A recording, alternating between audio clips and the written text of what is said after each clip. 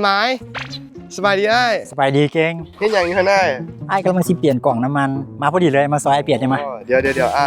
ก่อนสิเปลี่ยนทุกเทื่อไอ้ต้องกวดเบิ่งอะไรแท้ก่อนได้เพื่อความมั่นใจ เพราะถ้าเป็นอะไรแท้ของคูโบต้า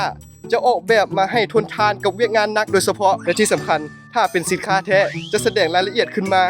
ไอ้เดี๋ยวน้องจะสอนวิธีเซ็กให้สวยภายใน1 นาที แท้วะ แท้